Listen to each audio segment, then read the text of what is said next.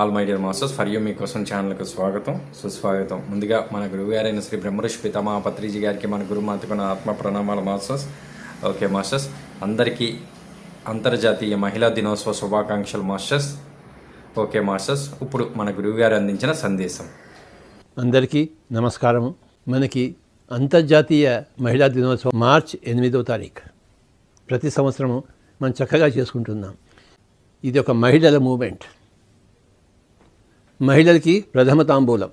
మహిళలు ముందర, పురుషులు వెనకాట్ల. అలాంటి సొసైటీ, అలాంటి సమాజం రావాలని మనం అంతా కోరుకుంటున్నాం.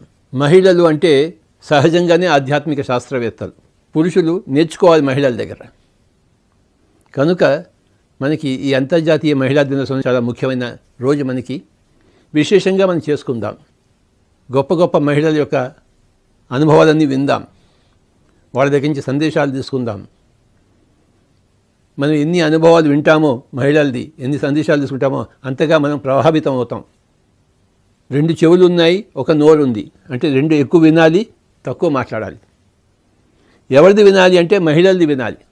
మహిళ అంటే కేవలం ఒక గృహలక్ష్మి కాదు. మహిళ అంటే ఆధ్యాత్మిక శాస్త్రవేత్త, స్పిరిచువల్ సైంటిస్ట్, సృష్టికర్త. మహిళ అంటే సృష్టికర్త. ఒకానొక మహిళ ధ్యానం కూడా చేస్తే ఇక అంతకన్నా చెప్పవలసిన పనే లేదు. ధ్యానం లేకుండానే మహిళ గొప్ప మహిళ. ఇక ధ్యానం చేస్తే ఇంకెంత గొప్ప మహిళ అవుతుందో చెప్పడానికి అలవి కాదు. ఇతోధికంగా ధ్యానం చేస్తూ, ఇతోధికంగా ధ్యానంగా ప్రచారం చేస్తూ ఉన్న మహిళలు ఎంతోమంది ఉన్నారు. ఆ ధ్యానం చేస్తున్న మహిళ కన్నా గొప్ప తనం ఇంకెక్కడా ఉండదు మనకి. ఇటు సంసారం చేస్తూ, అటు నిర్వాణంలో ఉంటూ ధ్యాన ప్రచారం చేస్తున్న వాళ్ళంటే మామూలు విషయం కాదు. పరిపూర్ణ వ్యక్తిత్వం అన్నమాట. ఆ పరిపూర్ణ వ్యక్తిత్వం ప్రతి ఒక్కరు సంపాదించుకోవాలి.